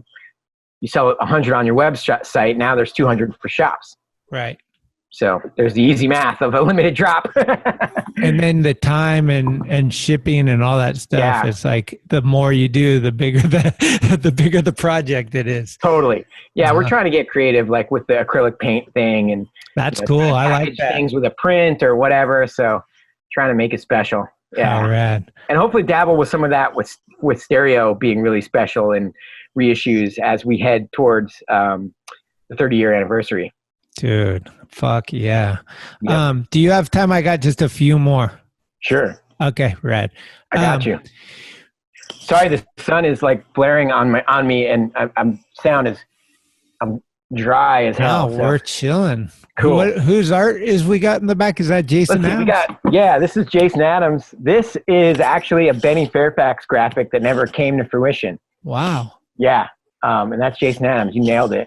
And then that's my painting up there of a lion head. Okay. Can you see the Jay Lee? Oh, there. My Three Sons board. Rad. Around the corner here is a Clint piece. The horse. Oh yeah. Sick. With the tree or branch there, and then that's another. This tree is also Clint Peterson. Oh really? Yeah. Fuck yeah. So yeah, the homies. And then right out the window, we got the QP. That's right. Got the QP. I hijacked a parking block from Home Depot. Sick. I'm locked in for the quarantine. I've seen it. I'm jealous. I got an apartment, so I got nothing. Dude, I can't tell you. We go back there pretty much every day at dusk. Like, it's a little early, but about 5 o'clock, Dooney will come strolling in. Can we go outside? And we either skate or play basketball or both. I seen him hooping. Dude, he's hooping hard. That rules. He's hooping hard. And he calls himself following me. Like, if I hit the curb and then hit the quarter pipe, he runs and jumps. And he does, like, inverts. It's like a layback invert. He puts both hands on the coping and, like, inverts his back and then flips over. And he does, like, airs and stuff, but he's just running. It's just, he's like, do it. I'm going to go after you. You know, because on his board, he's stable. He can stand on it and roll, but, you know, he'd rather just jump through the air and pretend to be doing, like, bonelesses and stuff. Oh, pretty funny. Man. Dude, he treats it like a parkour gym. He's loving it. I'm like, hey, as long as you're happy, dude, I'm not going to force you to do anything. Has there been anybody that you've kind of leaned on in the beginning days of fatherhood to kind of help you learn? Man, I think probably Rodney, you know, my god brother, because he's, you know, he's been there. He was a dad already. He's got 3 kids, and so he's been through it all. And it was a lot of just trial and error, honestly. Like, Jason Adams, occasionally I'd talk to, you know, like fellow parent, skater. But yeah, I didn't make that many like Batman-like calls with having a kid. I just went for it, man. But you know what's crazy is like, I grew up, Rod's mom was like a nanny. And so my godmom Dee was like a nanny. So it was a constant stream of little kids coming through. And I had 3 nieces from Rodney, and they were like my little girls, you know, and I would babysit them and go play and make sure no one fought. And, you know, I sort of was like the older brother of them. And it's funny, man, I can't remember. Someone's told me once, I think it was Hunter from Nike or someone said to me once, dude, you've been a team manager your whole life. It's the same thing as being a father, except now you're caring for your own kid. And it made so much, I thought about it so much. Like, I was like, kind of true. Like, we've kind of like, letting Dustin Dolan stay with me for 6 months. You know what I mean? Like, that was a project, you know, I love Dustin. But like Trujillo would come over and crash on my, you know, like these kids were like 14, 15 years old, you know, and we're like, yeah, we'll get you fed. Come on, let's go to Eddie's. Yeah. You know, and like, I think that has a lot to do with it. You just have this innate like gene to care for others. Greg Hunt is another person in the thick of it going. Our kids are the same age, so we connected the dots real early on. Like there's photos of Julian and Henry when they were like 1. And yeah, just been kind of like read up on it a bit and just sort of try to, do the right thing as I knew best from my parents. Right. What would you say is like, is it, I've always heard sleep when you can. Yeah, that's probably the hardest one because because properly for a kid his age, you want to get them to sleep at like 7:30, 8 o'clock, but then they wake up at like 6, so if you try to do your regular routine, like, kids asleep, I'll see you guys at the bar, or like I call them like HBO nights. If I have an HBO night and I'm there watching I'll watch a 30 for 30 and then I'll watch 5 30 for 30s. Next thing I know, it's 3 o'clock in the morning and I'm like, oh no. And it come bouncing on my head at 6. Oh. It's almost like having a hangover with no hangover. Right. I don't know how people get used to it, man. You get used to it. That's like tolerable. The fun outweighs the sleeplessness. You learn that you don't need that much sleep, really. Sure. Just like everything else, if you're driven, sleep's not a problem. But once it's like a pain, then you're like, I need sleep, you struggle for it. If you're on a skate trip. Man, I always had dreams of having a kid that was into basketball and skateboarding and hung out with my friends. And, some kids come out and don't want to hang with their parents' friends or don't like the same sports or music or whatever. Mm-hmm. But I lucked out, man. Brad. From day one has been like a mini me. He's exactly like my godmom said, you just had energy all day long. You didn't sleep and you didn't eat. And that's pretty much Henry. You got to calm him down. Be like, here, dude, what can I feed you? You got to put 3 things in front of him and be like, stop, slow down. He just wants to be bouncing off the walls, doesn't want to stop or sleep or eat. So we're very similar that way. So I get his psychology. Now I eat and sleep, but I guess when I was a kid, I didn't. Totally. How old is he? It's awesome, man. He's 5. Okay. So yeah, and the homeschooling thing has been a whole nother level of parenting. That's been a challenge because I'm trying to take work calls and teach him, math and English at the same time most days. But it's fun. I learned that I could be a substitute teacher if I ever needed to. I think I've got the chops from homeschooling the last 2 months. I think every parent has. It's interesting, though. The patience thing I notice a lot. When I went down and stayed with Burnett, I was like, man, nothing really rattles you. And he's like, dude, once you have kids, it's this stuff is easy. Totally. No, that's true. And I guess I could apply that to the broadcast stuff. Nothing really rattles me, right. It's just kind of all right, turn on the red light. Let's go. Yeah. So that's what I was wondering about is with the pandemic, they canceled all the events and everything. Yeah. And was there ever any talk about how they're talking about baseball and basketball without crowds? Was there any talk about I think some of those conversations are happening. I got so busy with just homeschooling that I didn't really chase everybody down for answers. I was kind of I need a breath to get this dialed in. And I traveled so much last summer. I was almost burnt out. I would just go from one trip, be home for 4 or 5 days, just barely get in a rhythm with my kid, get on the airplane. I was traveling 2-3 weeks out of the month. Mm-hmm. And it was a blessing. I love the work and opportunity. But I was away from my family so much. So this year I was kind of shit, it hurts financially, but at least I'm getting to spend this quality time with my kid, Mm-hmm. So yeah. And I haven't been on a ton of the calls. I know people like Do Tour are just trying to stay occupied with content, and Red Bull's always trying to stay occupied with content because there's no answer. I don't think anyone knows, X Games just canceled.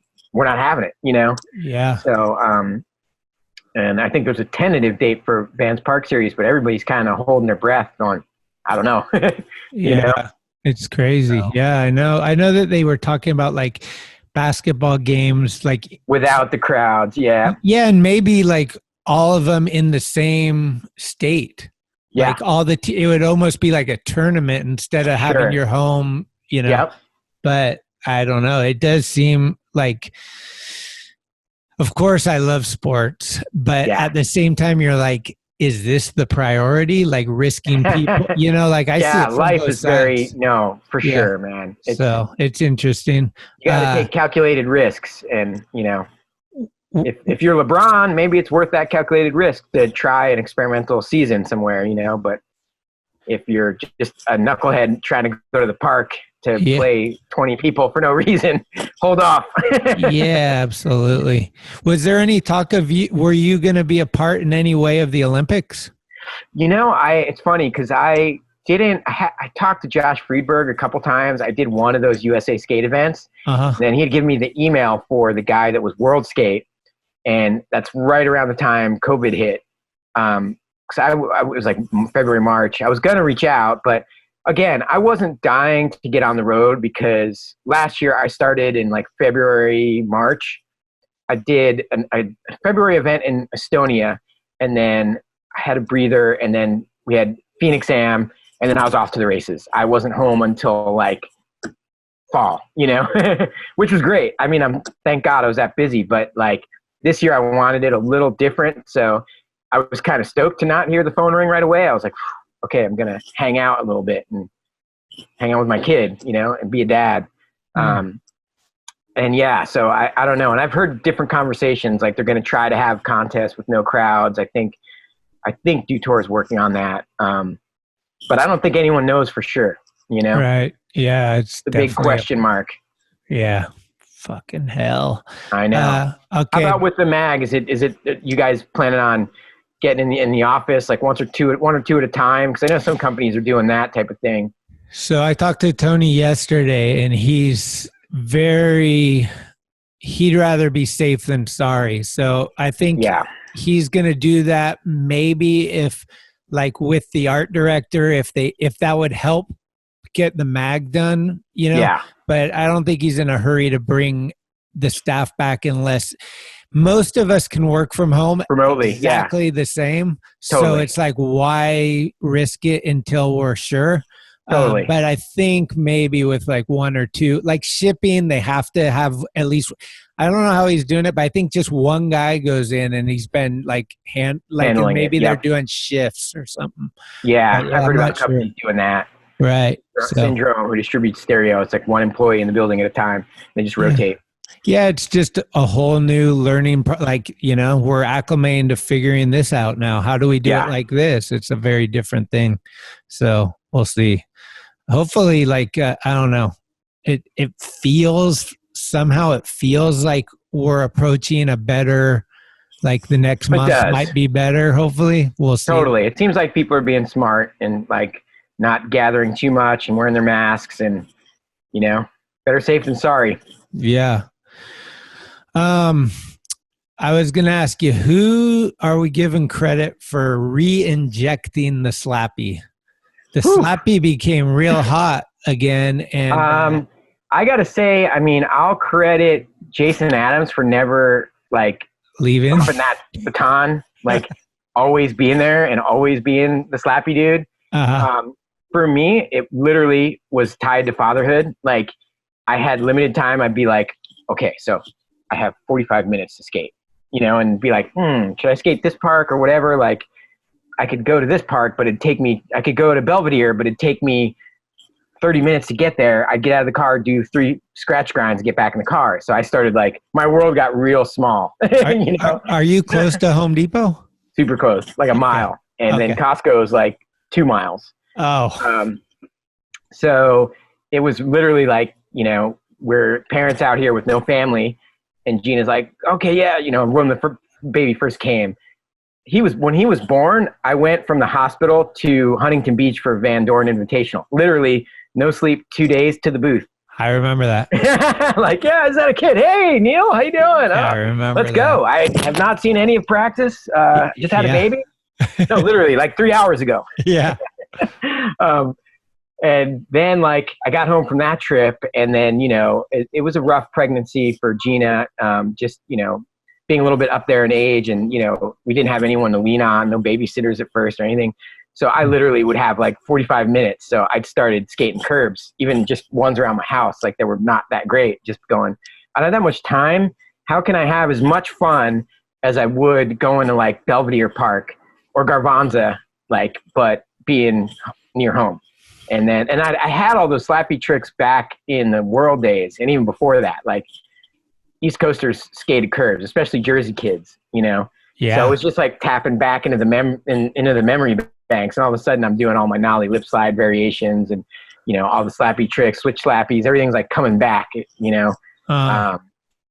And at first I was self-conscious about posting the stuff. I was like, for all the stereo fans out there, this is going to be like, they're going to be like, what is Dune doing back at the curbs? But it was actually like the opposite. Like people were like, dude, we got a jack knee, or we're parents too. We love this. Keep it coming. Yeah. Like there was so many like 30, 40 something year old parents or just workers that were like, I love this because I can like do it 2 hours a week and still like feel involved, you know, and like still progress. Right. So I think it's an everyman thing, you know, like not everyone can do a frontside invert on a vert ramp, but anyone can board slide a curve. Yeah. With like dedication, you know what I mean? And with the DIY mentality, it's just been super rad to see people creating like Home Depot, like those little up and downs on the curb and totally, and just like some other shit around it. And like all of a sudden you got a little line to, there's like waxing the target curb in their town or whatever. Like, yeah, I love it. I love getting tagged in that stuff too. Cause people are like, yeah, man, thanks for getting me off the couch or whatever. I'm like, oh, like inspiration. Yeah. It's been a cool journey. I had no idea it would be, people would take to it in the way they did though. You know, totally. I was just making do, wanted to skate with all I had. Shout out to Justin Strubing because he brought me to Home Depot when I was in LA, and man, I love watching a power slide into a tail slide onto the curb. Like, oh, dude, he does shit fucking he's like Sasquatch, man. When you see him, he's like, he never ages. He's like just blazing, doing all the same tricks. Like, oh yeah, smiling. Can party all night and still skate like a madman. None of us can do that anymore. No, it's insane. Yeah, slow it down. You're making us happiest guy on earth. Yeah, I love it. Okay, well, we're winding down. I wanted to get a quick little couple lists. One would be like jazz for beginners. What kind of jazz stuff should we all know about? And then are you listening to it still? I would say, let's see, with jazz, I would start with, you know, the classic, the essentials from the essentials, which is like, to me, probably like Miles Davis, Thelonious Monk, Charles Mingus. You start with those three and like dabble with other stuff like experimental jazz, Coltrane, John Coltrane. Is Bitches Brew the one for? It's Bitches Brew is a little out there, you know. That's like more experimental jazz. But you know, if you just like go to iTunes and get like the essential of whatever, like you were not going to get steered wrong, you know. And it's weird in this digital age. I don't play vinyl anymore, so like that stuff isn't that like readily available anymore. I'll have to remind myself like, oh yeah, like, you know, Bitches Brew or whatever, you know. Sure. Mingus that's a great album. But gosh, Rashawn Roland Kirk is a madman. That like Sonny Rollins is a great jazz drummer. There's so many good ones, man. My guy was Billy Cobham. Oh, okay. I don't know Billy. Huh. He's sick. Huh. Yeah. And then Art Blakey. Yeah, Art Blakey, Art Tatum. The list goes on, man. There's so many. And I've gotten admittedly a little bit lazy with like everything being digital and like kind of like just playing at random off my laptop. Right. We all know, have. like it's even I with don't know like how people I told my girl, I was like, I'm going to bring all the CDs back upstairs because I'm starting to like, I'll be like, what was that Guided by Voices album I love so much? Alien Lanes, like, you know, but I don't have it in front of me anymore. It's all just songs and it's like there's no title to anything. That's the thing. Like song. And I want to get away from that. Like I'm going to bring my record player back up and start like jamming because then when people ask me, I'm like, no, this side 2, song 3, blah blah blah blah blah. Yeah, I want to. My brain is not working there right now. It's in like Cirrus mode. I want to know song titles. I'll make you a good list. But like I said, start with the powerhouses. Like those guys are. I think to me, I've always thought Monk. He's a piano player. Okay. He really, to me, encapsulates everything that a jazz like aficionado is. He's fucking nuts. He's a genius. He doesn't follow any order. He's super creative, but he's also very like classically trained, so he can jump back and like woo you in with something that sounds almost classical. He's like my Gons of jazz, you know, Thelonious Monk. Fuck yeah. Yeah, and we've actually reached out to the Monk Estate. Like, I would love to do a collaboration with them one of these days. We're gonna put that in the ether, in the fruition. 30th anniversary with the Monk Estate. Yeah, and Coltrane too, man. Coltrane's another heavy. Yeah. And they just did a documentary a couple years ago with Coltrane. It's Chasing the Train, I think it's called. Oh, that's a must see. That'll hit you to some other jazz cats of that time. We just saw the Miles documentary. It's so really good too. Yeah. Super good. Okay, we'll look for this Coltrane because so that's my next question. Me and my fiance are watching, or we're trying to watch a different documentary every day during this COVID. We've watched like 40 documentaries. It's fucking awesome. Mingus has a crazy one. I think it's Beneath the Belly of the Underdog. It's called. Oh, it's also the title of a book. And that one's crazy, dude. He's just like in a loft shooting off shotguns. Like, he's getting evicted during the documentary. No way. He's really smart. He's not like dumb. He's super intelligent, but he's just like, I don't know, just like a idiot savant coming out, like just like saying all these like esoteric things and playing on his piano and getting evicted all at the same time. It's a crazy documentary. I'll have to check it. Yeah, I think it's Beneath the Belly of the Underdog. And the Monk has a good documentary as well. Okay. And that's on Netflix, and I think it's on iTunes for sure. Okay. And that's a must see. That's so from like the last Monk 10 years. And Coltrane. Yeah, those are like the heavyweights, and that's a good place. There's the Art Blakey's, the Sonny Rollins. There's like, you could go on forever, you know. Yeah. But those guys, and they were like overlapped with all the other guys. You know what I mean? So you'll find a Miles album playing with almost anybody, because he was playing for how many 30 some odd years with all the best jazz greats. So sick. Yeah. Have you watched anything like not jazz, but like any other documentaries or movies or Netflix series? Have you been like during this time? Have you been? I got really into The Last Dance, the Michael Jordan story with the Bulls. I got sucked into that, man. That was some shit. Yeah. Heavy shit. So and I loved it. Yeah. And now they're coming out with some 30s I want to see, like the Bruce Lee one. I'm dying to see. No way. I didn't even know about that. Yeah. Fuck. Okay. Rad. Yeah. But I'd say that. And I went through all the jazz documentaries again, like recently, like the ones you named, and a couple, like the Monk one, and rewatched those. Ken Burns Jazz. When you ask me about where to start for anybody that wants to learn about jazz, that's where to start. Because he goes history. He doesn't touch everyone, but he really explains like where it was born, like Port of New Orleans, and how, you know, the African influences, who the heavyweights were, and does these transitions. It's genius. So start with Ken Burns Jazz. And I'm getting beckoned to all right, we got little dude's got a number 2 situation going on. Okay, that's our cue. Dude, I could talk to you forever. I know, right? Hey, I'll come back anytime, dude. Thanks so much for spending the time. Much love and respect, Greg. What song should I end with to take us out of here? My favorite things. Coltrane. All right, Chris. Thanks. My favorite things. Fucking big love. Love Stay you, brother. safe, and hopefully I'll see you in real life, as the kids say. Our love to the Thrasher fam too, man. Yeah, back at you. Tell Jason. Love you guys. Tony, Gwen, Stereo. love you. All right. Cheers. Peace. Later, brother. Later. Thank you for listening to another episode of Talkin Schmit. You can subscribe to the show on iTunes, Anchor, Spotify, or anywhere you get your podcasts. When you subscribe, you'll get notifications every Tuesday of new episodes the minute they become available. Also, please leave reviews and a 5-star rating. It's the best way to help the show grow.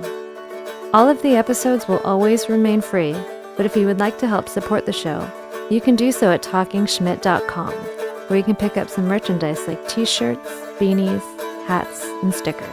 The website has an entire archive of all of the episodes, with extra photos and videos. Email us with any suggestions, comments, or ways that the show may have improved your life at talkingschmit@gmail.com. All interviews are conducted, edited, and produced by Schmitty.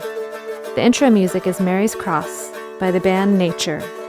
A very special shout out goes to the executive director, Sharal Camisa. Shout out. Love it! This is Talking Schmit, where the Rolodex is deep, but the conversation is deeper. Keep the wheels greased.